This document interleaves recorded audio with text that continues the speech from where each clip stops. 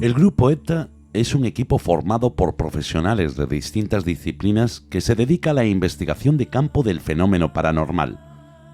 El grupo fue creado por el padre José María Pilón en 1987, siguiendo las pautas de actuación que se habían implantado con anterioridad en Estados Unidos en este tipo de investigaciones. Él se encargó de la selección de los miembros que hasta el momento llevaban a cabo investigaciones por separado. Cada uno tiene profesiones y actividades ajenas a la parapsicología, pero a todos les une el entusiasmo por estos fenómenos. La aportación de sus conocimientos ricos y complementarios ayuda a una más fácil y provechosa resolución de los casos. Su experiencia de más de 20 años justifica su buena reputación no solo en España, sino también en el ámbito internacional. No existen ayudas ni subvenciones a este tipo de trabajo. La investigación que EPTA realiza tiene que adecuarse a los medios que pueden sufragar los integrantes del equipo. El Grupo EPTA es altruista y solo acepta por parte de los que acuden a él la ayuda en gastos que se puedan generar en los traslados. Buenas tardes.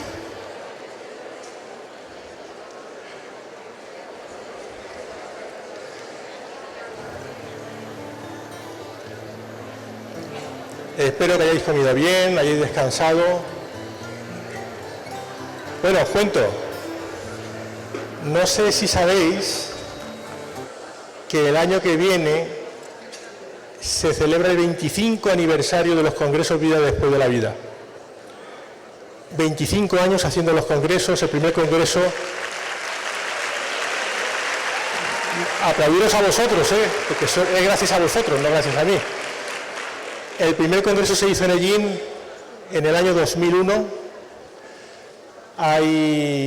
Os cuento la historia si queréis. Bueno, quizás los que sois de Albacete habéis oído hablar de la luz del Pardal. ¿Alguien ha oído hablar de la luz del Pardal?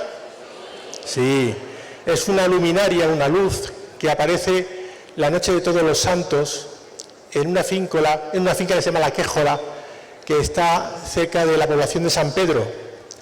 Entonces, hay testimonios incluso de la Guardia Civil de haberse encontrado con una luz que aparentemente se movía de manera inteligente.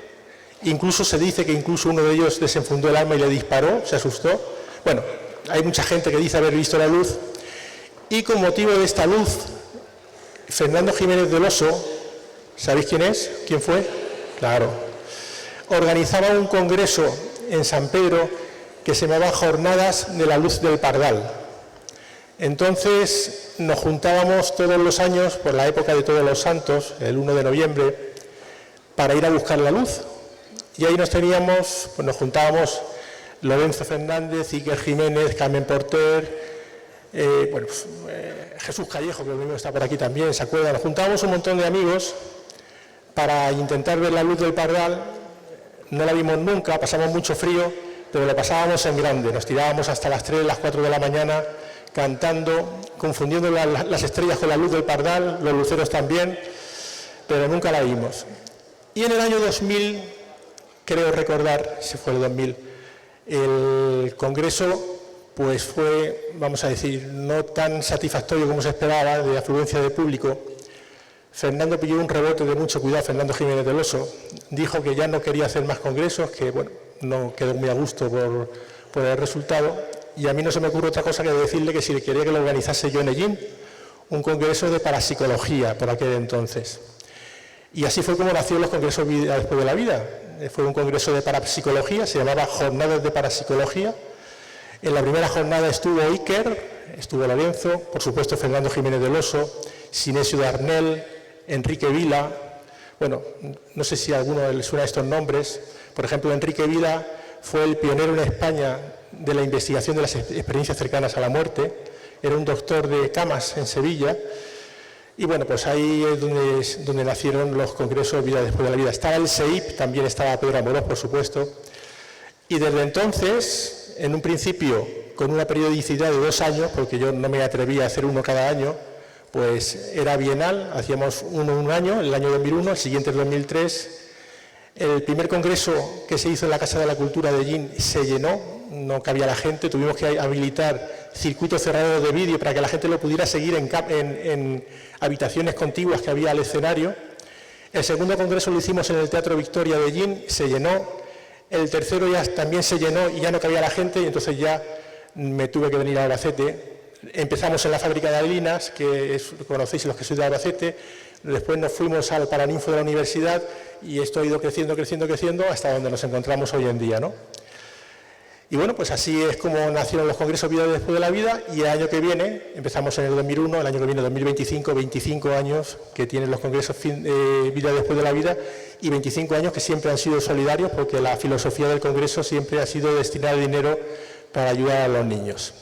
Y Ale, ya que estáis todos calladitos, os he contado una historia, espero que no estéis demasiado calladitos, que estéis durmiendo.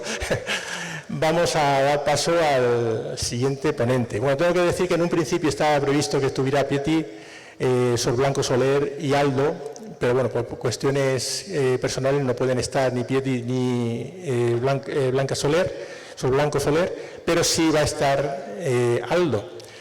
Imagino que todos conocéis al grupo EPTA, ¿no? Habéis oído hablar, los veréis en televisión, en las investigaciones que hacen, y yo siempre hablo muy bien de ellos porque, aparte de que no hay muchos grupos en España que hagan ese tipo de trabajo, hay que tener muchísimo cuidado con la gente que hace trabajo supuestamente para limpiar, ¿no? Para limpiar casas, para limpiar personas, porque lo único que saben limpiar muy bien son los bolsillos de la gente. Entonces, lo que tiene el grupo EPTA es que lo hacen todo desinteresadamente, son unos auténticos profesionales y, lo más importante, solucionan los problemas siempre respetando tanto a la persona que los sufre como a los seres o entidades que los ocasionan. Vamos a esperar a que se sienten aquí los amigos que bajan por las escaleras y voy a dar paso rápidamente a Aldo con un fuerte aplauso. Vale, vamos Aldo. Buenas tardes.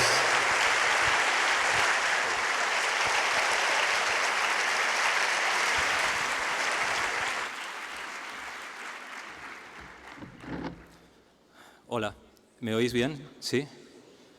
Pues lo primero que quiero es agradeceros que estéis aquí en estas horas de descanso, de meditación soporífera y somnífera, pero que al mismo tiempo es bonito porque quiere decir que hay un interés real.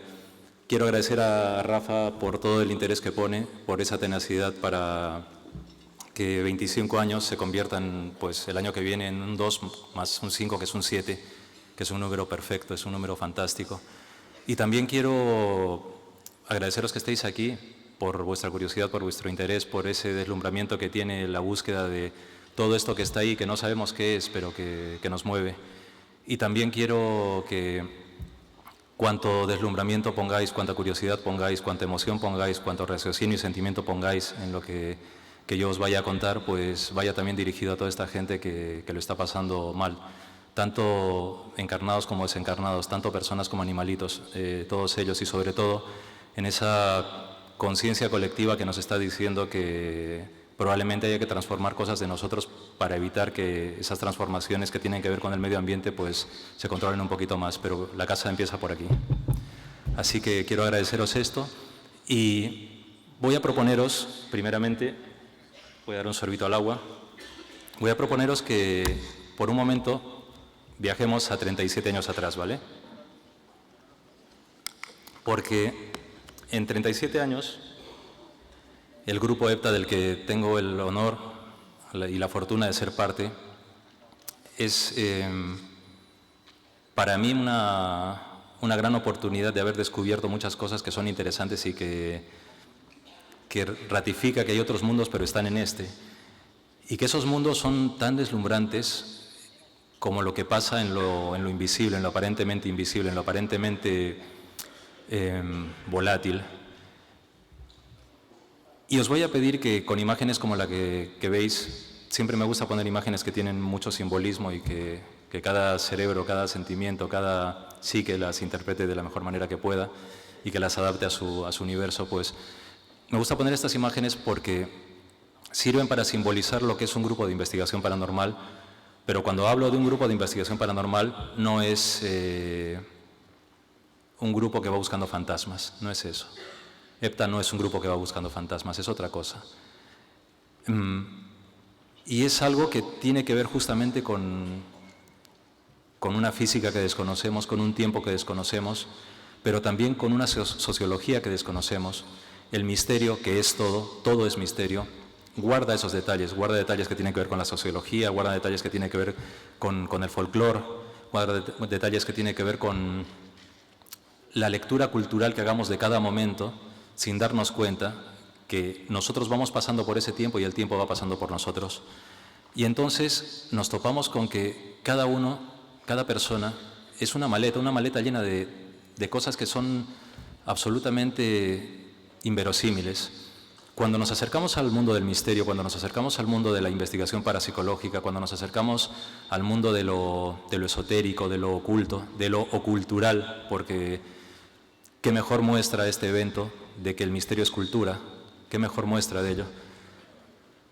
Cuando nos acercamos a todo esto, tenemos que tener en cuenta que bien es cierto que cada suceso, cada experiencia que ocurre, es un poco hija de su tiempo, es un poco hija de su contexto, es un poco hija de su folclore en el mejor sentido de la palabra, y también es hija de sus preguntas y sus silencios. Y los grupos de investigación paranormal son también eso, pero en esos grupos de investigación paranormal hay algo tan interesante como que se juntan diversos universos unidos por un fin común, es decir, investigar estos casos, averiguar qué hay detrás, intentar averiguar qué se esconde detrás de la curiosidad de cada uno y de cada una. Y entonces, a lo largo de 37 años en EPTA cargamos maletas que son así. Sabéis, nuestro periplo empezó hace 37 años porque una persona que está sentada ahí con un crucifijo que le cuelga, el padre José María Pilón, un jesuita, pues decidió montar y traer a España un grupo de investigación como los que se estaban estilando en Reino Unido, en Estados Unidos y en Europa. ¿Y cuál era la idea? La idea era montar un grupo de investigación multidisciplinar. Veis que allí salen mis compañeras Sol y Piedi, está Lorenzo Plaza, está José Luis Ramos y en medio está María Gómez Cámara, el centro del enigma de Belmez.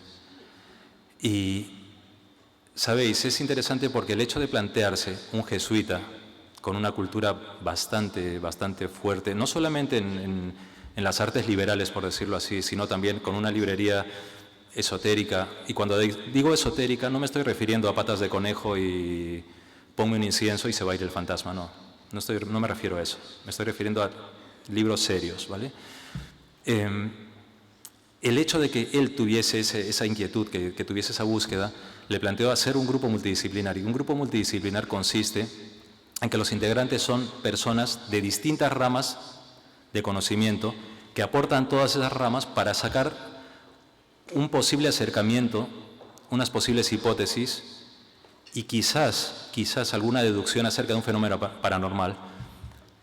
Los fenómenos paranormales son fenómenos que no tienen una explicación a día de hoy, pero que probablemente la tendrán dentro de las leyes físicas que conocemos. Pero claro, ¿qué es lo que conocemos? ¿Cuánto nos perdemos? Y lo que yo os voy a proponer a lo largo de este repaso histórico para que conozcáis cosas de EPTA es también un repaso acerca de las preguntas de quienes estamos en ese grupo. Y creedme, esas preguntas, la mayor parte de las veces, son preguntas absolutamente filosóficas, absolutamente, porque lo primero que te ocurre cuando estás frente al misterio es que te hace replantearte todo lo que eres. Y vuelvo a repetir, no me estoy refiriendo a patas de conejo, ni haz una estrella con un círculo debajo de la cama con sal, no me refiero a eso, que eso es folclore. Me refiero a otro tipo de cosas que van directamente a tu pensamiento y que van directamente a tu interior y que muchas veces traspasan, digamos, el nivel de la creencia para convertirse en otra cosa. Cuando el misterio se topa contigo, te desarma todo esto Y como siempre decimos, lo solemos decir mucho con Laura, el misterio, para el misterio le da completamente igual que tú seas agnóstico, que seas tibetano, que tengas cuencos, que hagas registros acásicos, le da completamente igual. El misterio lo único que te pide es curiosidad y deslumbramiento, nada más. Y cuando ocurre, no pasa por tu nivel de raciocinio, va directo a lo que eres tú. Y es más, o sea, creo que se nutre de los arquetipos, de lo que tenemos todo desde el principio de los tiempos, para realimentar una realidad que cuando te topas con ella, te deja completamente mudo, te deja desarmado. Y quienes somos parte de los grupos de investigación, no estamos libres de ello, pero las preguntas que nos dejan, ya por todo lo que hemos visto y por lo que nos quede por ver, se convierte en algo muy filosófico, se convierte en algo que tiene que ver más con las preguntas que nos hacemos desde la noche de los tiempos. Quiénes somos, de dónde venimos, a dónde vamos. Y sabéis, ocurre algo fascinante que tiene que ver justamente con la cultura y con la ciencia, porque el misterio es ciencia también. Ocurre que cuando uno va buscando respuestas, esas respuestas son más preguntas. Y claro, veis a estas personas que están sentadas aquí. Un arquitecto, un físico, un jesuita, una encargada en cosas audiovisuales y una periodista. Y en medio, un enigma, María Gómez Cámara. Se ha hablado mucho de las caras de Belmes, se ha dicho muchísimo. Y la gente, hay muchísima gente que se llena de que conocía muchísimo a María, cuando no tienen ni idea. Sabéis, es muy curioso porque cuando se es parte de un grupo de investigación, también uno va dándose cuenta cómo existen corrillos, cómo dentro del mundo del misterio hay esos procesos humanos tan clásicos que son equivalentes a un patio de vecinos. Y entonces, ¿qué ocurre? Pues que en un grupo de investigación multidisciplinar, donde cada persona tiene su rama, lo que hay que hacer es intentar afinar justamente esos caminos. ¿Para qué? Para evitar que esto se convierta en un patio de vecinos. ¿Por qué multidisciplinar? Porque desde cada rama hay que buscar las claves de lo que supone el fenómeno. Paloma, Sol y Piedi. Paloma está ahora sobrevolando a miles de kilómetros, sea lo que sea la distancia, y como una campeona, pues, pero como pilón, como José Luis Ramos. Y sabéis, aquí en la puerta de la casa de María, en Belmes, las preguntas eran esas, y las preguntas surgían desde un físico que decía, ¿cómo es posible que haya unas alteraciones físicas? Ojo, me refiero a físicas, no estoy hablando del Spirit Box, ¿vale? No estoy hablando de eso, sino de aparataje físico real, máquinas que no se sugestionan y que sacan determinados datos de determinadas cosas que son llamativas, pero que no implican que eso sea una causa paranormal o que la anule. En el misterio siempre tenemos que ir por una línea, que es la línea del medio. No podemos ser ni demasiado fanáticos del hecho paranormal, ni demasiado escépticos con ello. ¿Por qué? Porque el misterio también es psicología. Y entonces hay que aprender a ensamblar esas piezas. Es un gran puzzle, como la realidad. Si en este momento mi cerebro fuese una cámara fotográfica y os fotografiase y pusiese sobre esta mesa vuestras fichas para formar el puzzle, tendría que ser un trabajo arduo, ¿verdad? Pues con el misterio es igual. Sabéis, en un grupo de investigación, cuando se plantean estas cosas, se parte de la base de que tiene que haber patrones en los cuales el físico, el arquitecto, la de audiovisual, la psicóloga, unan detalles, ¿para qué? Para darse cuenta del mapa que envuelve al fenómeno. Porque no se trata de ir a una casa y decir, hay fantasmas, vamos a soltar al medium, vamos a hacer meditaciones, vamos a concentrarnos. No, eso es indisciplina, eso es desorden, eso no lleva a nada. Solamente lleva a folclore, no lleva a nada. Del mismo modo que un arquitecto tiene que analizar este espacio para poder montar todo esto, y del mismo modo que una vez que ya está montado, la gente de electricidad tiene que saber por dónde poner los cableados, de ese mismo modo un grupo de investigación tiene que hacer lo mismo en su organización. Porque si no, todo sería un desastre, sería un caos.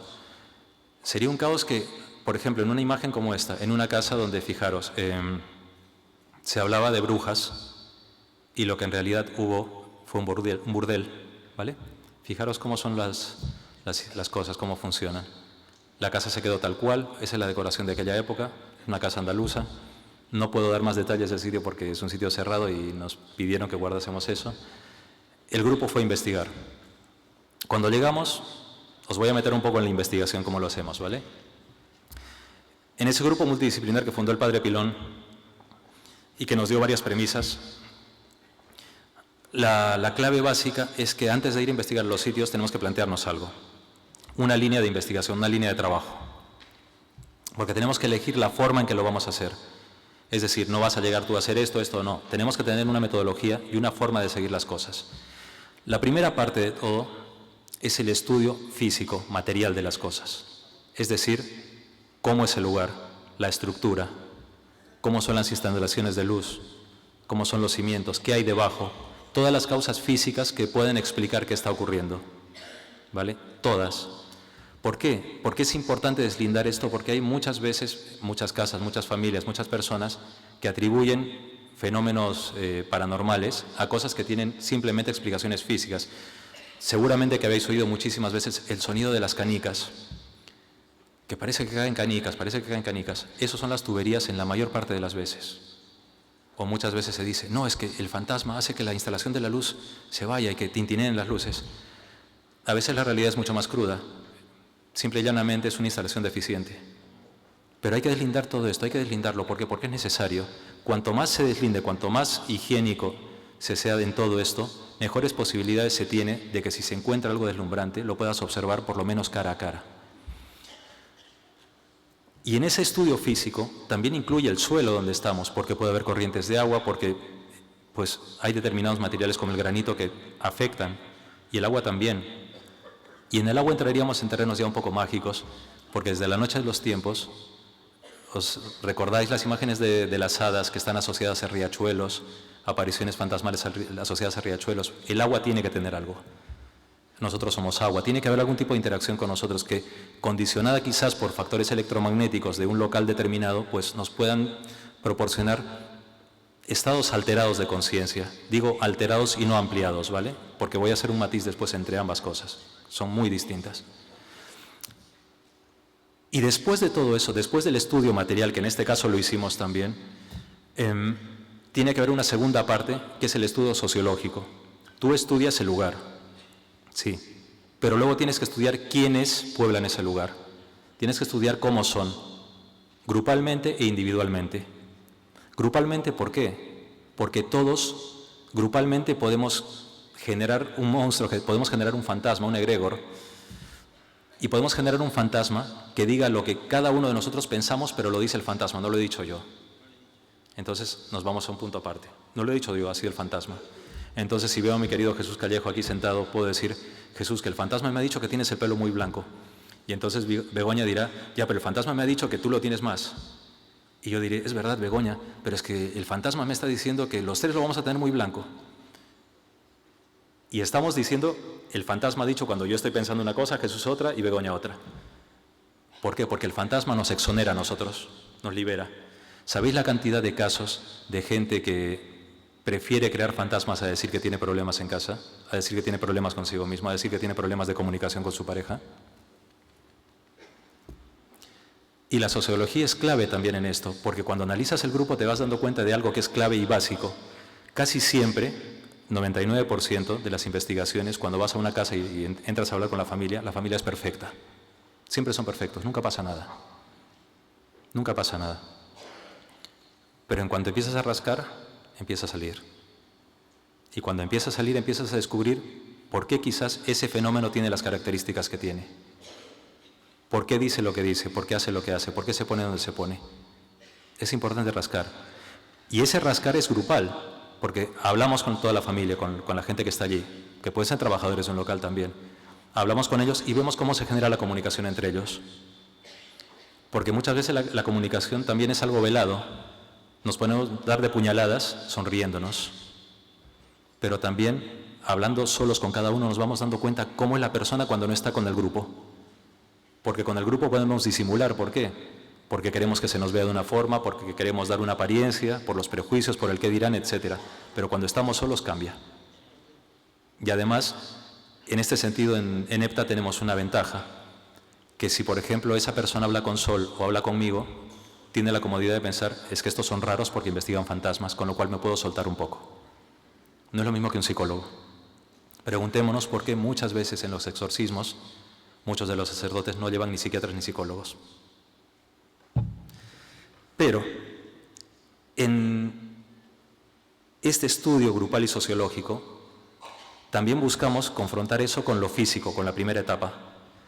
Pero después de la primera etapa llega algo que es interesante, porque nos planteamos, si lo físico y lo sociológico no funcionan, ya tenemos que ir a la tercera parte, que es la parte psíquica. Es lo último. En EPTA es lo último que hacemos cuando vamos a investigar. ¿Por qué? Porque si no sería empezar la casa por el tejado, sería hacerlo mal, sería al revés. Sabéis, si fuésemos a una casa y dijésemos, vamos a hacer la investigación, aparecen los mediums sensitivos, perdonadme que lo haga así, es que son palabras que me dan muchísima cosa. Me estrello mucho con esas palabras, me encantan en la literatura, me encantan en las películas. De hecho, estoy sentado aquí y me recuerda, se lo dije a Laura antes, a Eisenheim. ¿Habéis visto la película El ilusionista con Edward Norton? Cuando se sienta en la silla me encanta eso, el color y todo eso me encanta. Pero cuando se refieren a mí, por ejemplo, como medium y sensitivo, ahí me da mucha cosa, me da mucho corte. Yo soy Aldo Linares intentando averiguar quién es Aldo Linares. No soy ni medium ni sensitivo y mucho menos soy profesor tanto, ni... No, me parece muy hortera eso, perdonadme la expresión.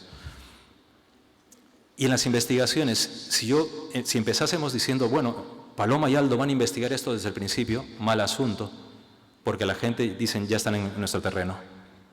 Y se desestima toda una cantidad de causas y de posibilidades que podrían explicar el hecho que puede dar luz a esa familia o a ese grupo de personas. Porque sabéis, hay algo que es clave que se nos inculcó en EPTA. Estáis viendo una fábrica. Esta es una fábrica también en la que lamentablemente a un señor que estaba trabajando le cayó una grúa encima. Lo partió. Y sabéis, hay una cosa muy curiosa. Muchas veces hay fenómenos que son tan fuertes y tan deslumbrantes que quien dice que no ve nada acaba viendo. Mi querida Sol, cuando entró, ¡pum!, tuvo un flash y vio el personaje. Pero claro, para hablar con ellos no podíamos entrar directamente. No, vamos a hacerlo psíquico, no, sería absurdo. Hicimos una evaluación de todo el terreno. Descubrimos, en la parte sociológica, que había tiras y aflojas por horarios de trabajo. A lo mejor ese tira y afloja por los horarios de trabajo derivó en una mala praxis de este hombre y que eso le cayese encima. Pero hubo una cosa que es clave, les explicamos a ellos, y ahora lo explico a vosotras y a vosotros, que cuando se nos da las gracias porque vamos a un sitio, en EPTA tenemos una clave. Nosotros vamos porque se nos llama. Nunca vamos donde no nos llaman. Nunca. Nunca. Nunca somos invasivos. Nunca somos agoreros. No somos vendeamuletos. No cobramos. Y con esto no estoy diciendo que seamos un pan de bondad, no, ni un pan de santidad en absoluto, no, sino simplemente que las premisas que se nos inculcó, que el padre José María Pilón inculcó, es eso. Iba a ser un grupo que no cobraríamos, que iríamos cuando se nos llama solamente, que no venderíamos motos de fenómenos que no existen y que no haríamos circo de algo tan serio como este tipo de fenómenos. ¿Por qué? Porque hay una cosa que es clave y que siempre es importantísimo tener en cuenta. Cuando tú vas a investigar un sitio, tú vas, lo investigas y te vas, pero la gente que se queda ahí es otro universo. La gente que se queda ahí se puede quedar con sus dudas, sus miedos, sus problemas, sus nudos. Y eso hay que tenerlo, pero aquí, grabado aquí. Cuando vamos y hay gente que nos dice, no, es que yo escucho voces, me pasa esto, hacemos una especie de sondeo para ver si ese escucho voces tiene algo que ver con algún tipo de psiquismo o si es algún desajuste que pueda llevar a una esquizofrenia. Hay que tener muchísimo cuidado con esto. Una cosa es querer creer y otra cosa es sentir. Pero el problema es que muchos de los desajustes mentales, tú puedes sentir que tú eres un medium, pero tú no sabes tu realidad, no la ves. Y hay que tener muchísimo cuidado con esto. En el misterio tenemos que tener muchísimo cuidado, es una responsabilidad. Y además es una responsabilidad por la confianza que la gente nos da. Por eso mantenemos siempre el anonimato en las investigaciones, por eso lo hacemos, intentamos ayudar, que esto es algo que en Cuarto Milenio también no se ve, pero lo hacemos. Después de los casos siempre intentamos resolver las cosas. No porque tengamos respuestas, porque no tenemos respuestas para todo. Y creedme, y eso es una cosa que siempre lo decimos, dudad mucho de quien nos dice que en el misterio esto es así, así, así, así. ¿Cómo lo saben? Nadie lo sabe, nadie lo sabe. Me lo ha dicho un espíritu, cuidado, los espíritus mienten como bellacos, mienten así. Hay una cosa que se llama fascinación. Hay que tener mucho cuidado con eso. Me lo ha dicho un maestro. ¿Sabéis? Los maestros están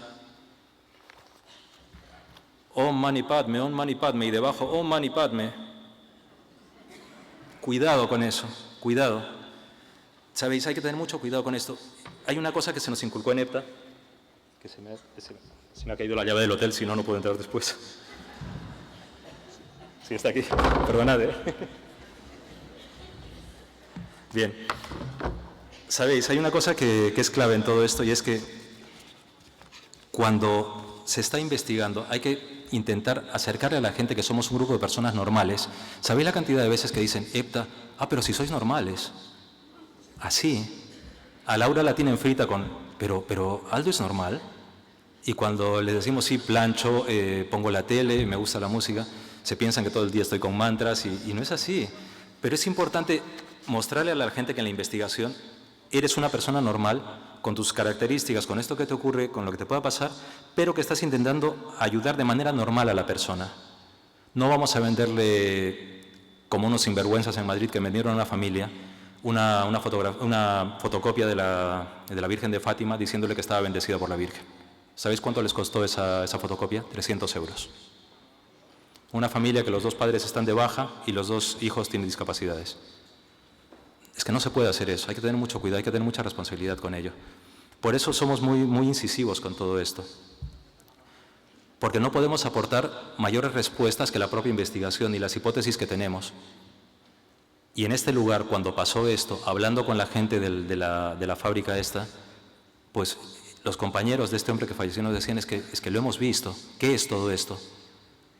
Y claro, nos preguntábamos nosotros también con ellos, ¿qué es? Tenemos hipótesis. Hablamos de quizás otro tipo de condicionamientos de leyes físicas que probablemente sean los mismos para nosotros, pero en otro estado físico, sin esto. O a lo mejor otro tipo de leyes físicas que realimenten otras cosas. Otras leyes de tiempo. ¿Qué es el tiempo realmente? Yo sostengo la teoría, puede que esté equivocado, que el tiempo es una creación que hemos hecho los humanos porque sabemos que vamos a morir. Por eso ponemos plazos a todo, por eso estamos haciendo esto, pero en este caso, cuando esto se queda, ¿qué ocurre? ¿Qué pasa? ¿Por qué algunas personas pueden ver algunas cosas y otras personas no? Y en todo caso, si estaba este hombre, ¿era una impregnación o no? Impregnación es un registro que se repite una y otra vez, no es una entidad, ¿vale? Es como si fuese una proyección de alguien que sube y baja las escaleras. No es una entidad, no es una personalidad, no es una inteligencia. Es un rastro, un trazo físico que da de algo. Como cuando tenéis un bote de perfume que se ha quedado sin perfume, pero lo abrís y sigue oliendo. No está el perfume ya, pero queda ese rastro. Es algo así. Y cuando estuvimos aquí hablando con esta gente, claro, nos hicieron muchísimas preguntas que hacen algo, que ocurre algo muy interesante en un grupo, que cuando te hacen preguntas, tú te planteas tus propias hipótesis desde otro punto de vista. Es decir, la persona que está implicada, el protagonista de los hechos, te alimenta desde su visión de las cosas. Cuando alguien vive esto, tienes que tener todo el respeto de considerar lo que te está contando por una sencilla razón, porque lo ha vivido. Otra cosa es la interpretación, cómo su cerebro puede interpretar, cómo sus sentidos decodifican algo. Pero es importante respetarlo, porque cuando estás oyendo eso, estás oyendo no solamente un pensamiento, estás oyendo un sentimiento. Y entre ambos, algo clave, el cortocircuito de no saber cómo reaccionar cuando te pasa algo extraño. Y por eso siempre lo decimos, cuando alguien dice, si te ha pasado algo así, ¿por qué no hiciste fotos? ¿Por qué no lo grabaste? Porque es en lo que menos piensas. Cuando te pasa eso, tu cerebro te da una señal de alarma que te dice, ¿qué estoy viendo? ¿Qué es todo esto? ¿Qué me está pasando? Luego, me estoy volviendo loco. Luego, ¿me van a creer? Y en algunos casos, ¿por qué no me responden las piernas si quiero salir corriendo? ¿Sabéis? O sea, ¿veis cómo es una serie de fenómenos que van desde aquí hasta lo físico?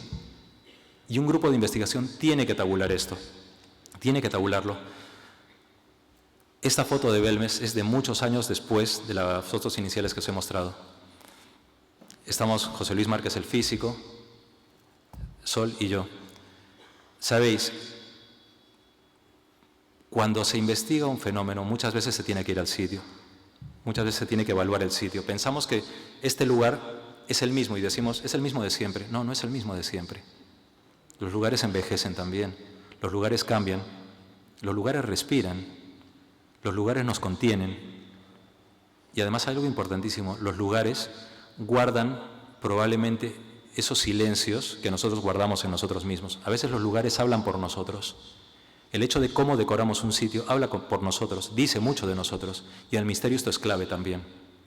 Es clave, porque muchas veces te encuentras que vas a un sitio donde curiosamente, qué raro, todo está redecorado. No es que hayan limpiado la casa porque vas a ir a investigar, todo lo han movido de sitio. ¿Por qué? ¿Qué quieren ocultar? Cuando estuvimos en Belmes las últimas veces, el ambiente es extraño, lo es denso, ocurre algo. Mi teoría es que está totalmente relacionado con una medium fantástica que era María Gómez Cámara, pero que ella no lo sabía, que tenía una relación con las caras, que antes de ser un integrante de EPTA yo estuve en esta casa justamente porque Fernando Jiménez del Oso me dijo, oye, tienes que ir para ver qué cositas hay y tal. Llevé una grabadora a la tienda del espía pequeñita así, pegada en la espalda. Eran los 90, iba con un jersey de estos anchos, con un plumas. Y cuando María me dijo, ¿quieres tomar algo? Sí. Bueno, yo estoy dulcificando como hablaba María, porque no era tan dulce el hablar. Me dijo, ¿quieres tomar algo? Le dije, sí, porque hacía frío en la casa, era una casa muy, muy sencilla. Tim Burton moriría por esta casa. Pues sí, de verdad, y Paul Naschy también. Y me levanto y le digo, vale, María. Entonces me dice, pero quítate lo que tienes en la espalda. Me quité el plumas y le digo, vale. Y me dice, no, quítate lo que tienes ahí. Y le digo, ¿dónde? Debajo. Era imposible que María supiese que yo llevaba una grabadora de este tamaño, de la tienda del espía. Imposible, porque ella no se levantó en ningún momento. Cuando le pregunté, pero María, y suponiendo que tuviese algo, ¿quién te lo ha dicho? Miró al suelo, me miró y se rió. Y en el suelo estaban las caras. Pero lo que a mí me llamó mucho la atención y que el otro día me lo recordó Laura justamente, es que cuando me fui a despedir, me dijo, tú los ves, ¿no? Tú los ves. Y yo le dije, María, ¿y eso? Y me dice, me lo están diciendo. ¿Sabéis? Cuando volví a la casa muchos años después, con Sol, con José Luis, y luego estando solos un día también, la ausencia de María muchas veces era más potente en cuanto a que potenciaba su presencia. Y en un grupo de investigación tenemos que tener en cuenta esos detalles sutiles, porque el misterio también es poético, es absolutamente poético, es completamente artístico. Cuando digo artístico, no digo espectáculo. Y eso es clave para los grupos de investigación, porque hay grupos de investigación que son investigación interesante, pura y dura, y otros que son espectáculo. Y el arte no necesariamente tiene que ser espectáculo, pero el misterio sí es arte. Sí es arte, tiene una forma de mostrarse que es muy peculiar. Pero claro, cuando los físicos analizaron las caras, que se hizo un estudio pormenorizado, se quedaban deslumbrados. ¿Qué es todo esto? ¿Sabéis lo fascinante en la furgoneta de EPTA? Escuchar conversaciones que tienen que ver con dimensiones. Pero cuando digo dimensiones, no digo vórtices, no digo eso. Es plantearse preguntas que realmente unen eso, ¿no? ¿Qué puede ser todo esto? ¿Por qué puede estar pasando? ¿Es posible que una persona proyecte su pensamiento hacia algo? ¿Es posible que haya una conjunción entre ese algo invisible, entidades, conciencias, almas, espíritus? Da igual. Es el mismo chocolate con distinto traje. Es el mismo chocolate. Y lo interesante de todo esto es que esas preguntas nos convierten en esto, en críos, en esa razón de ser por la cual un día acabamos todos unidos y que genera algo importantísimo en los grupos de investigación, amistad. Y cuando digo amistad, hablo de cariño real. Sol para mí es como una madre, y Piedi también. Paloma era como mi hermana mayor por las collejas, pero sabéis, y José Luis pues es como mi hermano menor, por decirlo así. Pero el hecho de que haya esa complicidad también genera que salgan preguntas del propio investigador que sean muy profundas, porque el investigador deja de preguntar como investigador y pregunta como ser humano. Y eso es clave también en los grupos de investigación. Es clave porque es como lanzarse al vacío. Es un salto al vacío. Cuando investigamos estos fenómenos, cuando estamos frente a ellos, nos planteamos muchísimas cosas. Tantísimas veces me ha preguntado Piedi, por ejemplo, oye, pero ¿y cómo los ves? Y a veces cuando se ríe y me dice, oye, ¿qué pasa contigo? ¿Qué es todo esto? La primera vez que fuimos a investigar con José Luis en un teatro en Madrid, él estaba como muy, soy físico, traigo aparataje físico de una de las, digamos, de los organismos, de las entidades gubernamentales que le dan un aparato, unos aparatos que son carísimos y que son rarísimos, pero que son fascinantes, y los puso en el teatro. Estamos caminando por el escenario, se oye como unos pasos. José Luis se me pega al lado y me dice, ¿estás bien? Le digo, sí, sí. Y le digo, ¿pero por qué te me pegas tanto? No, porque si estás en lo tuyo te vas a caer. No, estaba muerto de miedo. Estaba muerto de miedo y me reconoció años en reconocer que su cabeza hizo esto. ¿Por qué? Porque mientras él se acercaba le dije, ¿por qué no vas a ese punto y mides un poco para plantearnos? Cuando fue ese punto, detrás de él, claro, fijaros, un señor andaluz de... ¿Cuánto mide José Luis más o menos? 1,80 m por ahí, ¿no? Pues de 1,80 m, pálido. ¿Qué pasa con la física? ¿Sabéis lo fascinante que es ver que un físico está muerto de miedo, pero que en ese miedo está conectando la máquina así? Es como, te voy a coger aunque me caiga. Y fue bonito porque ¿sabéis lo que sentí?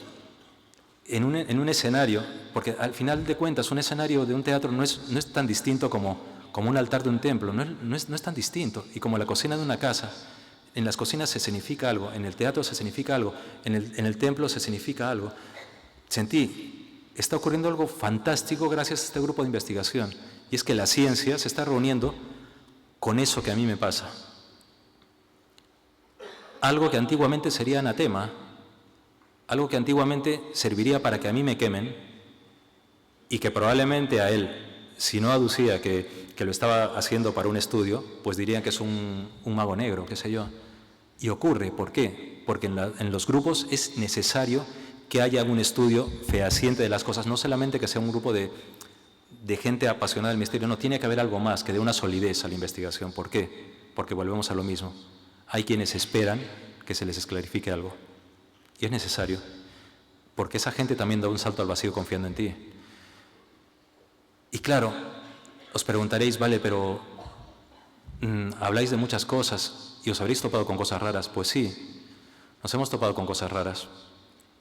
Desde poltergeist, que son fenómenos producidos por personas vivas como nosotros, es decir, en este plano, que en estados de psicorragias, como de hemorragias emocionales, pues buscan llamar una atención porque no saben cómo situar su nivel emocional, que tienen problemas de autoestima, que tienen problemas de comunicación, que tienen problemas de ansiedad, o que tienen menopausias, o que tienen inicios de menstruaciones, o que tienen autismos, etcétera, pero que no saben digerir eso y no saben expresarlo, pues se producen lluvias de objetos, salen disparadas cosas, cuchillos, caen cosas y tal y cual.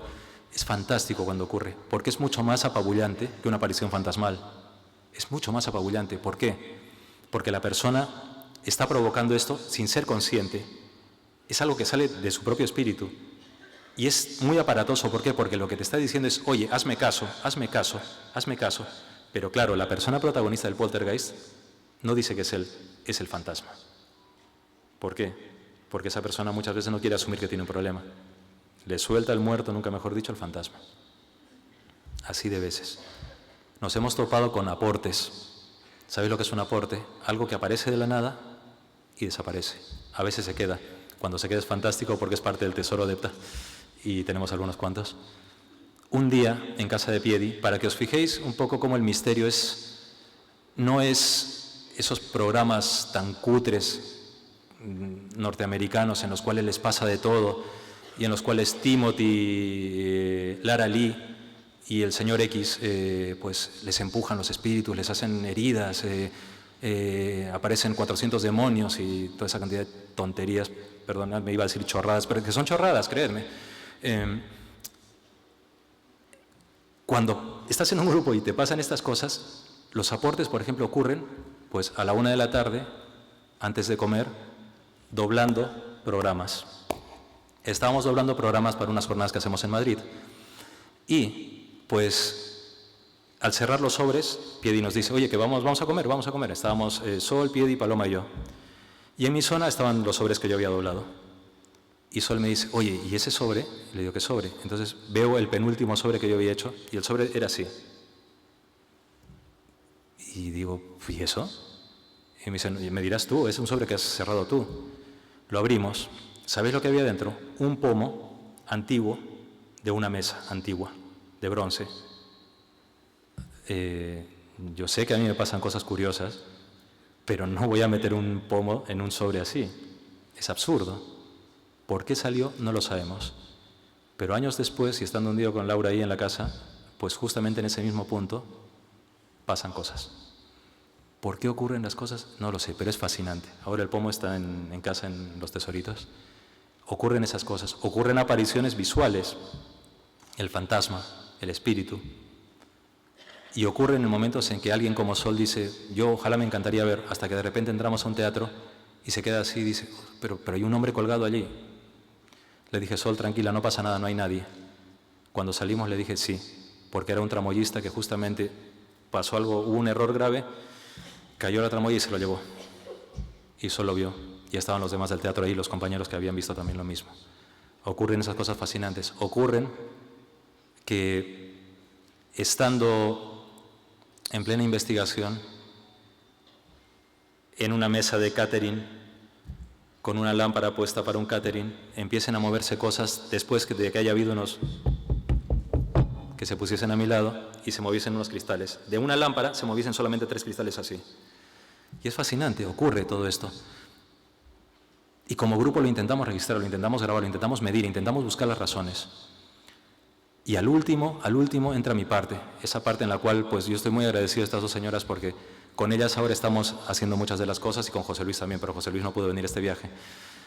¿Por qué estoy muy agradecido? Porque, sabéis, cuando se habla de la percepción, cuando se habla de las cosas que ocurren y que me pasan, yo me apoyo en ellas. ¿Por qué? Porque lo que a mí me pasa, desde ya os digo, soy una persona bastante crítica y con una cosa que es clave para un grupo de investigación, tener sentido común. Es necesario tener sentido común en un grupo de investigación. Y en mi caso, por lo que a mí me ocurre y lo que me pasa, debo tenerlo sí o sí, porque he crecido con ello. Cuando te pasan las cosas que a mí me pasan, que yo lo defino y siempre lo diré como un estado psicobiológico que conecta con algo más mágico, la magia existe, creedme, existe. Bueno, no me creáis, sentidlo. Porque el misterio no es una cuestión de creer, es una cuestión de sentir. Sabéis, cuando te pasan estas cosas, es necesario apoyarte en quienes están contigo, pero que tengan los pies bien clavados en la tierra. Es decir, yo no podría apoyarme en una persona que me diga que ve ángeles, que sospechosos son caucásicos, de ojos azules y que miden 2 metros.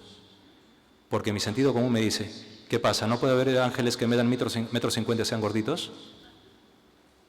Es como esas imágenes de Cristo que parece un actor de Hollywood. ¿Qué pasa? ¿Por qué tenemos que recrear todo eso así para creernos un cuento que nos estamos creando nosotros mismos? Es absurdo.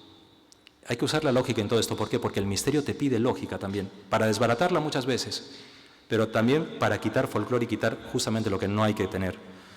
Y en mi caso, la percepción, lo que a mí me ocurre, me lleva muchas veces a tener el apoyo de Sol y de Piedi, para yo, en ese estado psicobiológico, digo psico porque pasa por mi mente, pasa por mi cerebro, por esa percepción que está ahí, esa llave tan especial que tenemos todos.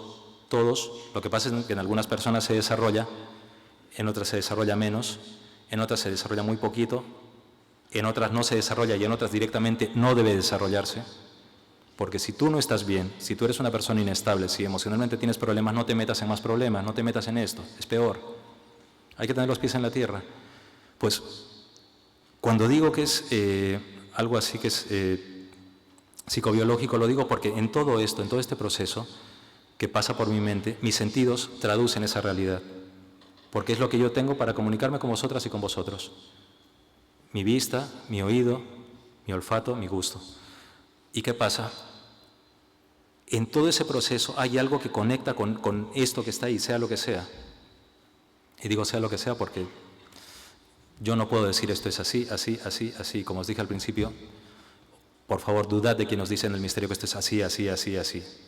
Dudad, por favor. Nadie lo sabe, nadie lo sabe. Y quien nos dice que lo sabe, que tenga cuidado, que tenga cuidado.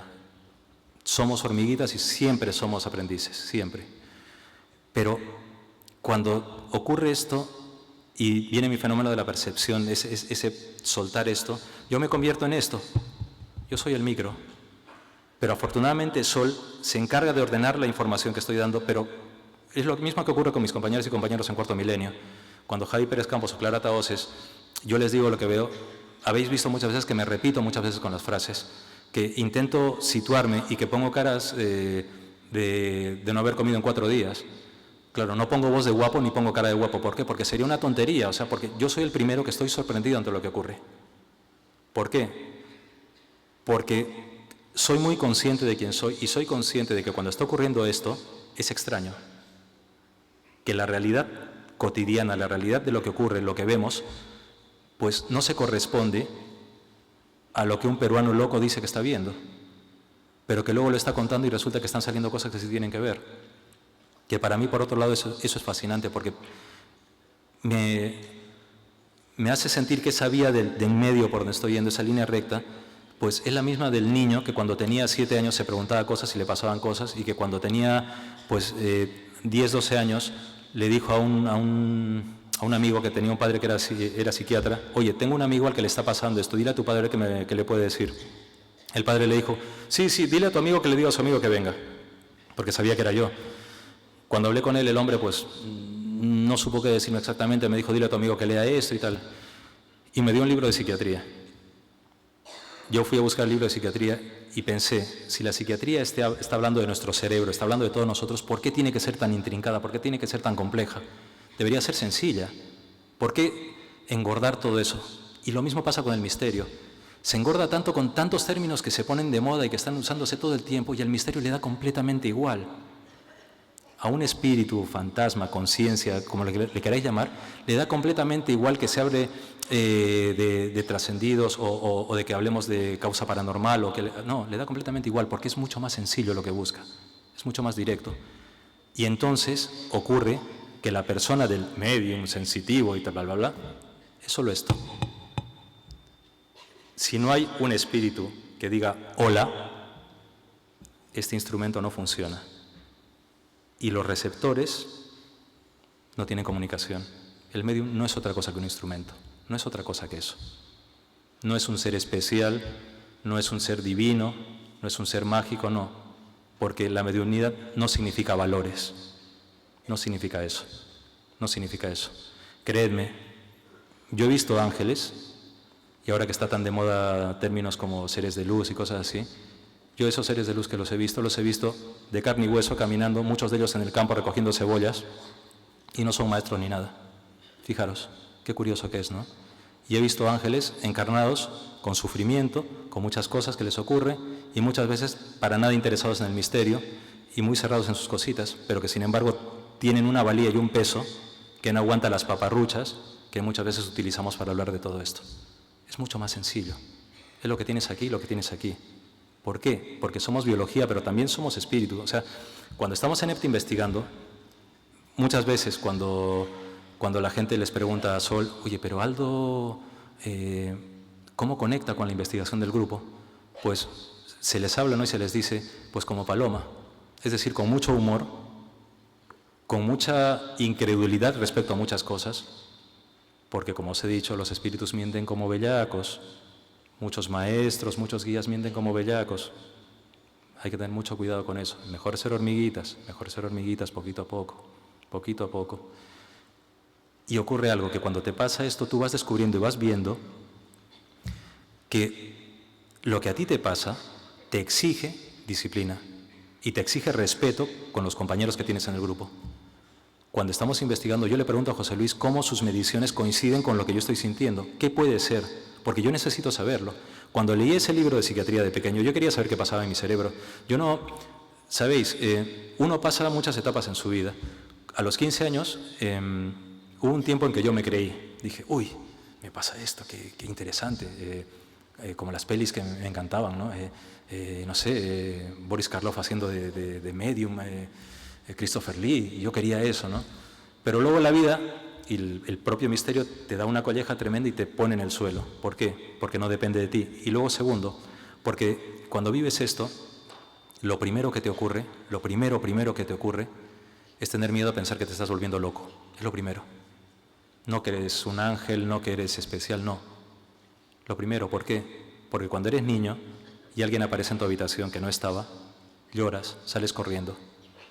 No te crees un resonador. Para nada, para nada.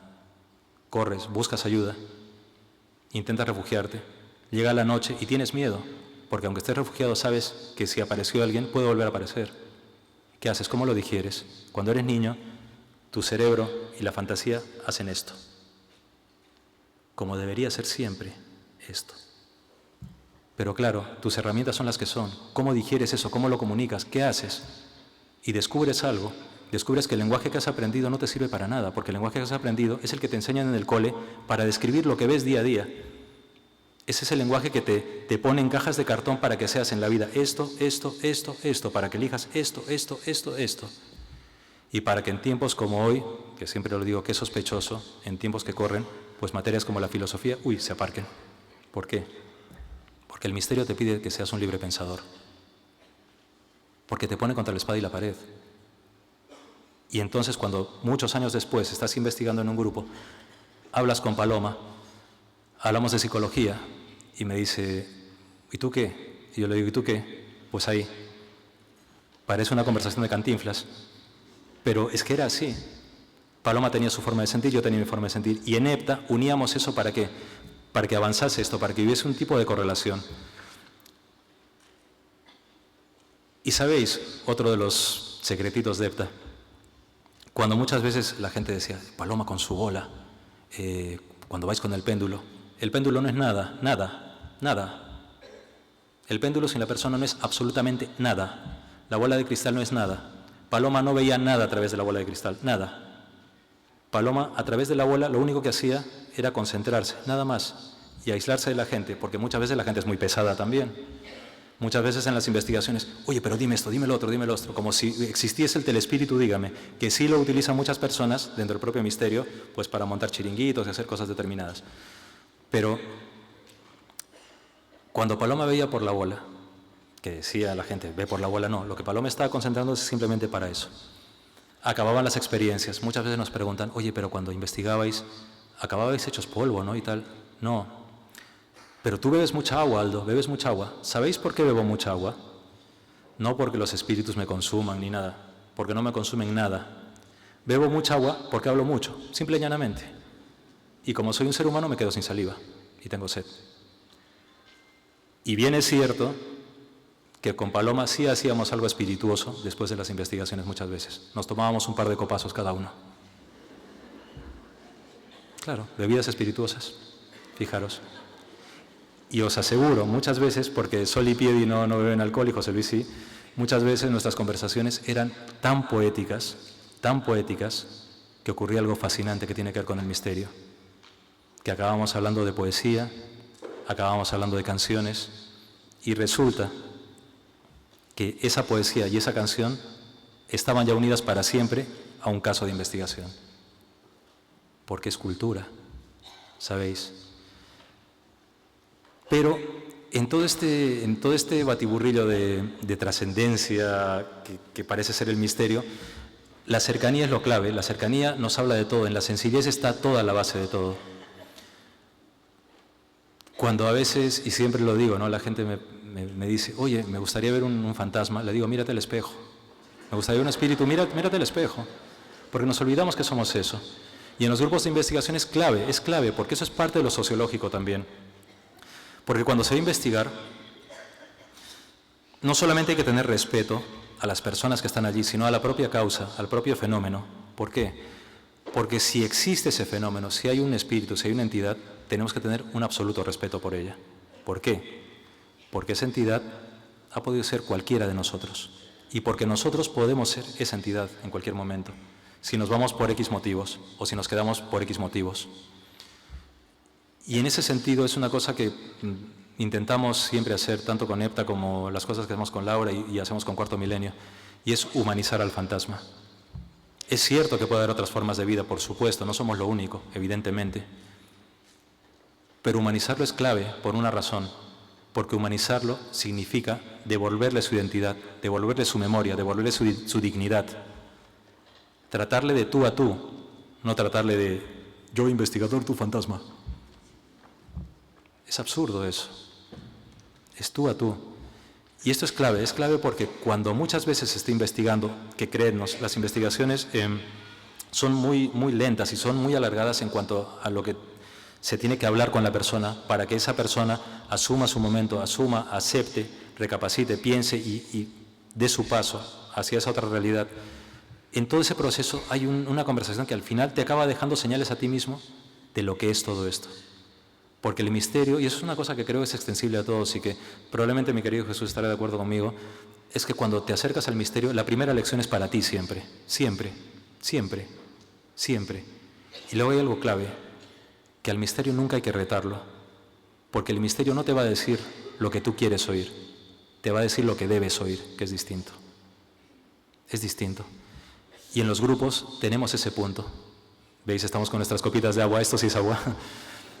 Nuestras jornadas, otro secretito de EPTA, cuando las planteamos en Madrid, siempre son folclore, porque somos un grupo muy cómico. Cuando estamos investigando, cuando pasan las cosas, no perdemos de vista esa risa nerviosa que te produce el fenómeno cuando ocurre, pero no perdemos también esa risa nerviosa que tiene que ver con descubrir que en nuestras miradas hay ese punto tan afortunado de sentirte que estás haciendo algo que es único, único. Son 37 años ya de investigación y los que nos queden, pero para mí es un honor estar con personas así porque, sabéis, son libros de vida abiertos, libros de vida completamente abiertos, sensibilidades apabullantes, apabullantes. Y para mí, que yo veo esa otra realidad, por lo que sea, pues encontrar espíritus vivos con esa fuerza me demuestran por completo que hay vida después de la vida. Por supuesto que la hay, por supuesto que la hay. Cuando muchas veces me dicen cómo distingo quiénes son de este lado y quiénes de otro, siempre explico que muchas veces las miradas me dicen mucho. Porque en las miradas de quienes han dado ese paso, y que os digo, o sea, yo cuando les veo a esas otras realidades es como si os viese a vosotros y a vosotras, tal cual. Les escucho tal cual. Su aroma es tal cual.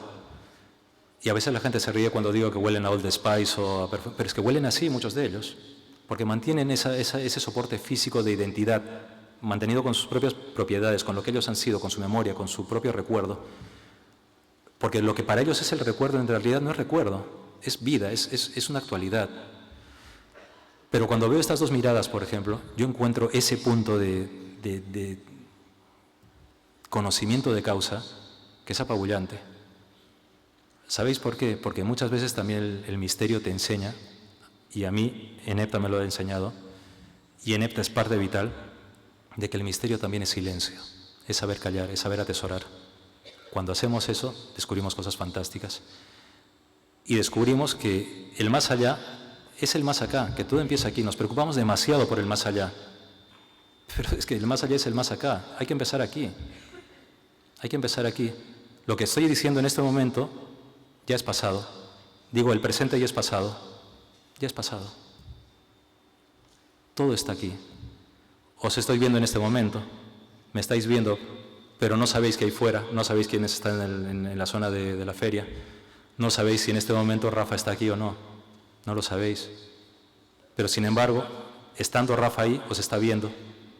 Fijaros, eso es un paralelismo con el mundo de los fantasmas, de los espíritus. Que no les veamos no significa que no estén. Pero lo que está muy claro es que en este camino es un camino que es personal, es único, porque cada uno y cada una somos únicos. Y en un grupo como EPTA, en todas las aventuras que hemos vivido, también nos hemos dado cuenta que siendo únicos es necesario para descubrir que cuando eres único, cuando sabes que eres único, mejor consistencia tiene el grupo. Porque cada pata de la silla tiene la fuerza y la consistencia de ser única. Fijaros, un único brazo hace esto. Pero para eso tiene que haber la conciencia que haga eso. Y esto es importante y es bonito, porque finalmente, sabéis, cuando vivimos estas cosas nos damos cuenta que hay algo que es clave, que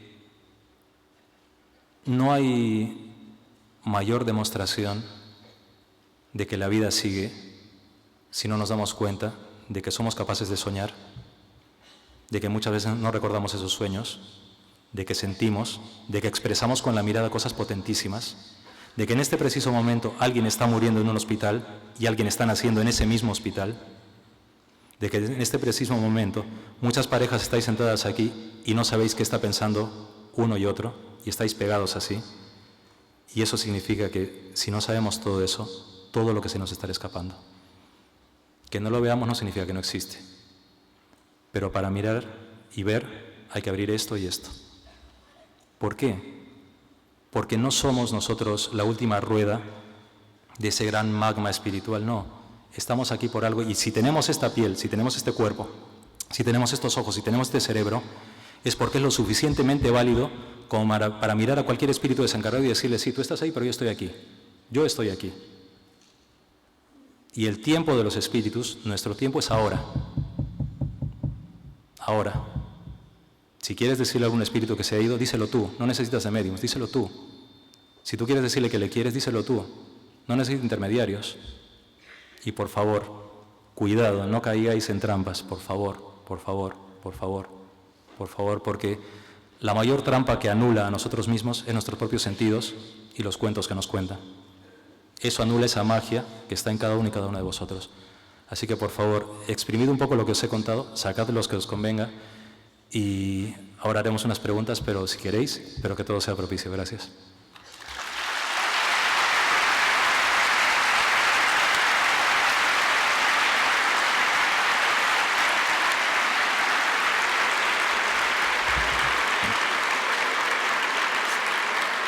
Si tenéis alguna pregunta por hacer, pues, y si soy capaz de responderla, pues bienvenida sea. Que no veo nada yo, pero...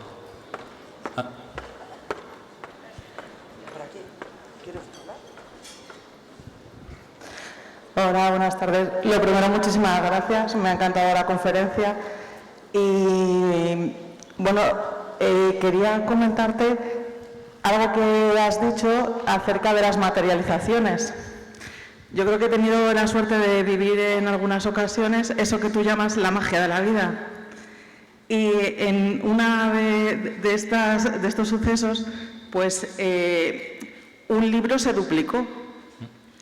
Entonces yo creo que, bueno, y hay algunas cosas más que han sucedido. Y yo siempre me he preguntado, me considero como afortunada, ¿no? Que no es nada especial lo que tú comentas, sino que simplemente sucede y, bueno, cuando sucede te da el sentido de la trascendencia. Yo lo he tomado así, pero no sé por si me pudieras aportar algo más de luz acerca de por qué suceden estas cosas. Mira, siempre decimos parece ser, ¿vale? Porque no lo sabemos exactamente, ¿no? Pero quizás hay teorías que te hablan de realidades paralelas, y que esas realidades paralelas pueden ser utilizadas por esas entidades que están en los otros planos y que pueden manejar la realidad de otro modo, sea lo que sea la realidad. Porque en realidad toda esta realidad que nosotros percibimos y vemos es vibración constante ordenada por nuestros sentidos para decodificarla y para poder así tener un orden comunicacional que se convierte en algo cotidiano. Pero si existen otro tipo de leyes, quizás es otro tipo de leyes de materializaciones, de voces súbitas que de repente se dan, a lo mejor pues puedan tener que ver con ese, fíjate tú por dónde, esa cosa que por ejemplo nosotros no vemos, pero que los animalitos sí. A lo mejor es un poco eso, se nos escapan tantas cosas. Por eso cuando somos tan egocéntricos y decimos, no, si nosotros somos lo más avanzado, apague y vámonos. Como la tontería, los perros no sienten, no piensan. Menuda estupidez, de verdad. Menuda estupidez. Cuando tú miras a un animalito a los ojos te das cuenta que hay un universo ahí que es fantástico. Pero se nos escapan muchas cosas. ¿Que algún día tendrán explicación algunas de ellas? Creo que sí. Pero creo que el misterio va a existir siempre. Siempre que haya vida va a haber misterio, siempre. ¿A ti? ¿Hay alguna otra pregunta? Hola. Sí. Aquí. Ah, sí. ¿Qué tal? Buenas Hola. tardes. Aldo, gracias por lo que nos has enseñado, pero a mí me ha llamado una cosa poderosamente la atención y es cuando has dicho que los espíritus mienten como bellacos. Entonces, me gustaría que me pudieras explicar esto o darme un ejemplo en el que tú hubieras constatado que te estaban mintiendo, porque ¿cómo has podido tú corroborar eso? Parece ser que cuando... Siempre digo parece ser, acostumbrarnos al parece ser, yo siempre digo parece ser. Cuando nos vamos como somos nosotros, ¿vale? Entonces, dar ese paso que implica una reflexión, una aceptación, una interpretación de la realidad, una adecuación a un nuevo contexto, pues no todo el mundo lo hace de tal manera. Si yo he sido un patán aquí, probablemente siga siendo un patán allí, dentro de todo el camino que me toque para avanzar. Y hay muchos que se entretienen mucho contándote cuentos, diciéndote cosas y mintiendo. ¿Por qué? Porque ese proceso de avance es un proceso también humano, que ese velo de la muerte que para nosotros es tan complicado y que sigue siendo tabú en muchos aspectos, fijaros, la única cosa que nos va a pasar a todos y se habla muy poco de ello. ¿Por qué será, verdad? Pues muchos de ellos también hacen caso omiso de todo eso, hacen caso omiso de sus responsabilidades y te pueden tomar el pelo. Ocurre muchísimo. Hay fenómenos como la Ouija, por ejemplo, en la cual hay muchas variables. ¿Os habéis fijado en la cantidad de veces que cuando se hace la Ouija, cuando preguntas cómo te llamas, sale Satanás? Nunca sale, qué sé yo, Sindulfo Callejo, por ejemplo. Nunca sale eso. Siempre sale Satanás. Y si son gente interesada en el misterio, Belcebú, Astarot, más especializado todavía. ¿Por qué? Porque hay muchos juegos del subconsciente. Fijaros, si encarnados y en nuestra vida somos así, cuando damos ese paso de lo que es la aparente muerte, que tendría que suponernos un giro, un quiebre con algunas cosas, pues no reflexionamos, pues hay gente que no lo hace, ¿sabes? Hay gente que sigue siendo así y te puede tomar el pelo. Y también hay otra gente que evidentemente no. Pero siempre hay que tener mucho cuidado con todo eso. Porque los espíritus, en ese otro lado, es como la gente que vemos en la calle también. Hay de todo. Sentido común siempre. ¿Alguna otra que no veo? Hola, muchas gracias por lo que me estás comentando esta tarde. Aquí. ¿Dónde? Aquí, enfrente. Ah, vale. Es que estáis en el más allá y es como... ¿sí? No, todavía no. Sí. A colación de lo que acaba de comentar, quería saber qué parte se puede justificar de nuestro inconsciente que no conocemos, que materializamos o proyectamos en un dibujo en una pared. Mira, por ejemplo, esto es muy interesante porque en la parapsicología más apegada a lo científico, que, ojo, la ciencia está investigando estos fenómenos, es importante eso, lo está investigando. Muchas veces tú te das cuenta que lo que nosotros aportamos y que es de nuestra cosecha, se ve en esos manierismos, se ve en esos tics. Te pongo un ejemplo muy sencillo. Posesiones diabólicas. De repente, en el 99.99.99.99 de esas posesiones, que curiosamente en el 99.99.99 no van psicólogos ni psiquiatras, solamente va el sacerdote con su kit, pues ocurre que las niñas repiten en el 99.99.99 patrones relacionados con la película El Exorcista. ¿Por qué? Porque se somatiza eso y eso se queda grabado en nuestro subconsciente. Y entonces, de una forma u otra, para intentar llamar la atención, para intentar provocar estas cosas, recurrimos a todo ese aparataje cultural que lo ponemos ahí encima. Y eso pasa con los estigmatizados también. Se espera que yo tengo las marcas de Cristo, de los clavos aquí. Claro, los crucificaban aquí, no aquí. Pero nuestro aparataje cultural hace eso, porque necesitamos de una forma u otra validar algo que nosotros estamos intentando potenciar para validarnos a nosotros en nuestra teoría. Y en muchos de estos fenómenos lo notas. Ya, digamos que en los grupos de investigación vas creando como una especie de sexto sentido, en el mejor sentido de la palabra, del que no debes fiarte del todo tampoco, porque siempre hay que tener las cosas con pinzas, que te va diciendo que hay determinados movimientos, gestos, actitudes que normalmente suelen esconder algo. ¿Sabes? Y cuando lo sospechoso es que cuando empieza a caer uno de esos tics, caen todos como si fuese un castillo de naipes. Por eso siempre hay que ser muy observador, ¿sabes? Gracias. A ti. Buenas tardes, aquí. Voy a poner de pie para que me vea. Aquí. Para acá. Ah, hola. Bueno, primeramente yo estoy con usted de acuerdo que hay que tener mucho cuidado con toda la persona que dice ser medio y solamente lo único que comunica es mentira. Porque para mí son seres de luz que son respetables, y a través de ellos hay que respetar y decir la verdad. ¿Usted creería cómo diría usted un fenómeno que usted esté en el quirófano y una persona materializada esté viendo su operación y la esté viviendo y sepa que usted se va a salvar? Pues, ¿sabe algo? ¿Qué diría usted? Pues que es fantástico porque resulta que dijera a esa persona lo que usted está pensando y si le gusta a usted comerse granos de uva o lo que sea. Pues, ¿qué diría usted? Eso ocurre en experiencias cercanas a la muerte y en visitas de gente que está siendo operada y que hay gente que les está cuidando y ocurre. ¿Sabéis la cantidad de casos de médicos que me han contado cosas así y que no se puede contar porque es parte del protocolo médico? Pero que en Petit Comité me lo han contado. ¿Sabéis la cantidad de casos que esté estudiando la ciencia de gente que estaba clínicamente muerta y que ha tenido esas experiencias y que ha dado datos de cosas que era imposible que las supiesen? Ocurren. ¿Por qué? Porque a la muerte le hemos puesto la categoría de cortina de teatro muy ancha. Y es un velo que hace así. Es un velo nada más. Y cuando nosotros parece que estamos en cero funciones físicas y que estamos teóricamente muertos, probablemente no sea así. Lo que está es probablemente estamos hiperdespiertos ante un nuevo estado que evidentemente nos tendremos que acostumbrar y evidentemente tenemos que adecuarnos a sus leyes. Pero ocurre mucho. Y es muy interesante porque por fin se está investigando y hay muchos casos fehacientes y evaluados que dan fe de esto. Entonces, bienvenido sea. Y además es transformador, ¿eh?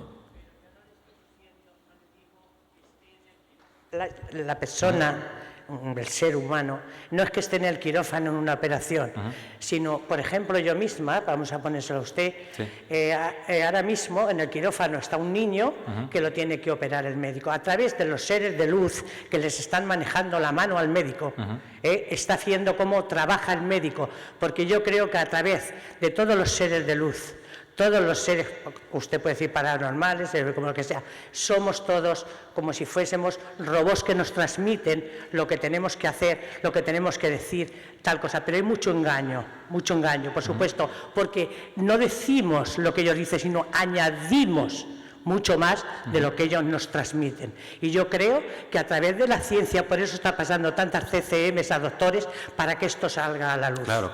Porque a través de los seres de luz es donde se puede ayudar a los enfermos y a muchísima gente más. Porque si yo voy a un médico y le digo, yo soy vidente, ¿sabe usted lo que pasa? El médico me manda tranquimacil, me manda y me dice que estoy trastornada. ¿Entiende usted? Por eso yo estoy muy de acuerdo que esto salga en los médicos para que cuando vayas al médico y digas, ¡oh, lo que me está pasando!, ¿no? Y estás viviendo una vida de felicidad, porque los seres de luz son maravillosos, no hay ninguno malo, son maravillosos. Y qué bonito poder estar con ellos. A ver los hilos. Entonces, hasta en esto, pues ir poquito a poco, hormiguitas y con el sentido del corazón abierto. ¿Hay alguna otra? Sí, hola, buenas tardes. No te veo. Aquí. Buenas tardes. Bueno, en primer lugar, muchas gracias por el congreso que hacéis todos los años y a ti, Aldo, pues te sigo y te admiro mucho. A ver, rápido. Yo tengo un lío con, a ver, si se supone que todos somos seres reencarnados, que venimos a aprender y nos reencarnamos, ¿dónde cabe todo esto que hablamos de espíritus, que si mi hijo me protege, que si mi padre? No lo llego a entender. Muy rápido ha sido. Sí, mira, yo te digo rápido primero. El tema de la reencarnación es un tema que me lo pregunto mucho. Y no sé qué responder en torno a la reencarnación, no lo sé y probablemente lo sabré únicamente cuando me toque irme. Lo cojo con pinzas, ¿vale? Ni lo desestimo ni digo que sí. Pero probablemente también quepa la posibilidad de que si existe la reencarnación sea una cosa opcional para algunas personas, que haya muchas vías quizás de poder adentrarse en ella. Pero también cabe algo, y que creo que va más allá de reencarnaciones y va más allá de cualquier cosa. El poder de los sentimientos y el poder de las ideas es lo más potente que hay. Quien te ha querido te va a querer, quien te ha querido de verdad te va a querer siempre. Da igual que haya lo que haya, da igual. Y quizás lo que ellos más perciben en ese otro lado es esto y esto. Es lo que más perciben. Por eso da igual que se haga rituales, da igual que se haga misas, da igual todo eso. O sea, lo más potente es lo que tenemos dentro. Y si alguien te ha querido, siempre te va a querer y te va a cuidar. Y probablemente muchos de esos, pues, les llamamos guías, les llamamos todo lo que les llamemos, sean esos seres que han dado ese paso y que, pues, están viendo. Fijaros, nosotros, la vida en el sentido más amplio es como si estuviésemos aquí, ¿vale? Vemos la ventana y vemos así. Ellos han hecho esto. Ya han sacado la cabeza del marco, ya ven más. Entonces, en todo eso, pues, la cantidad de atribuciones, la cantidad de posibilidades, la cantidad de propiedades que pueden tener son distintas a las nuestras y puede que sean más amplias, pero lo que sí te puedo decir es que lo más puro, desde mi punto de vista, para esa conexión es esto y esto. Ah, y algo más, esto. Siente, piensa y haz. Es lo que quieren ellos. ¿Alguna otra? Porque no veo nada. Hola, buenas tardes. ¿Dónde estás? Aquí. Que no te veo. Ah, Aquí. vale.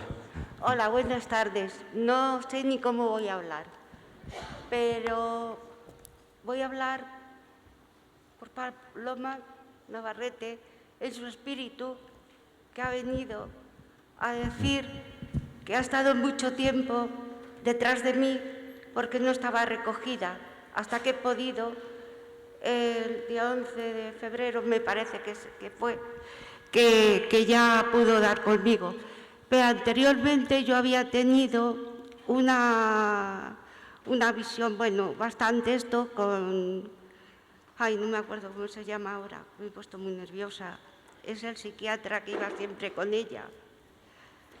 ¿Cómo se llama? No me acuerdo. Bueno, es igual. No me acuerdo de ahora, no me sale, pero le vi que fue tremendamente a un país, no sé a dónde, a un cementerio, Gaona. Perdón, es que estoy muy nerviosa. Y le vi en un cementerio. Yo estaba en casa de mi hija, estaba viendo una serie, no sé qué, de pronto me pongo en la habitación y se pone la tele. Y había un médico, dos señoras, dos chicas, y el médico decía, no es posible, no sé qué, bueno, así. Y yo digo, qué rollo esto otra vez. Y de pronto me veo al doctor Gaona en un cementerio allí y, madre mía, se lo comían. Porque querían hablar con él, pero él no los veía ni los oía. Pero yo, desgraciadamente o afortunadamente, los vi y le dije, dejadle, que no os oye. Y en ese momento empezaron a hablar otra vez. Y entonces cuando yo iba a decir, qué rollo, que yo no quiero saber nada de esto. Entonces dijo él así, y parar un momento. Y yo me quedé parada y dijo, ¿sabéis lo que significa el nombre de psiquiatra? Dice, significa el médico del alma. Ay, pues a mí me dio una cosa, porque como estoy sufriendo tanto con estas cosas, me quedé para ya ver lo que decía. Y le he buscado y de hecho tengo unos escritos que me dio Paloma y los he traído, pero me los he dejado en la habitación porque no sabía que ella hoy iba a tener este día tan maravilloso de que yo me atreviera a hablar, porque usted así me lo ha puesto. Estoy muy asustada y muy temerosa porque yo soy vergonzosa. Perdonar a todos, pero no me deja que me calle, porque tenía que dar este testimonio a toda esta audiencia. Bueno, y ha sido oído, así que bienvenido sea.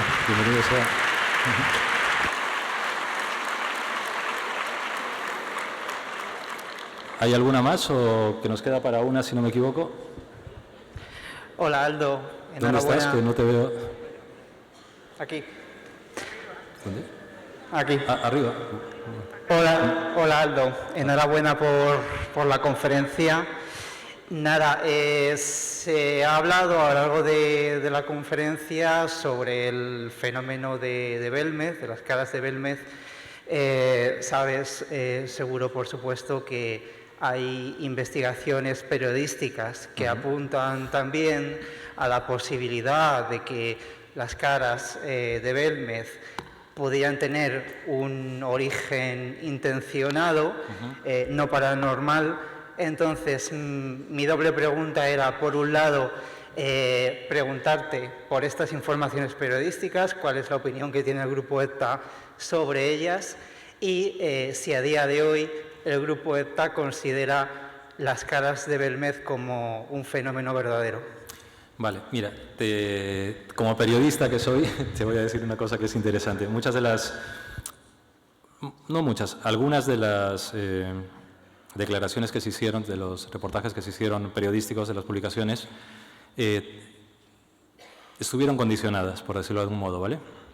Muy condicionadas y muy orientadas a desestimar el fenómeno, por todo lo que suponía, sociológicamente, porque suponía un problema para la Iglesia, suponía un problema para el poder, que ocurriese algo así, que congregase más gente en la casa de una mujer analfabeta, más que en la Iglesia, porque había intereses un poco creados para todo esto, ¿vale? La investigación de ETA fue una investigación que se hizo durante muchos años y lo que sí te puedo decir es que María no se inventó nada ni jugó con nada. Ahí hay otra cosa. Cuando estás en la casa y sobre todo en lo que a mí me ha tocado estar y vivir allí, hay algo ahí que tú notas que es distinto. Y se han dicho una cantidad de cosas absurdas que no vienen a cuento, ¿sabes? Que son falsas. Y a día de hoy el fenómeno es cierto que persiste, pero está bajando, está bajando. ¿Por qué? Porque no está el motor, que era María. Y cuando digo el motor, no me refiero a motor de pintarlas, me refiero a... Y creo que creo que todavía queda algo, pero es un gran enigma. Me refiero a la casa donde salieron las caras, no a la otra. ¿Vale? ¿Queda alguna? Que no veo nada. Ah, vale. Buenas tardes.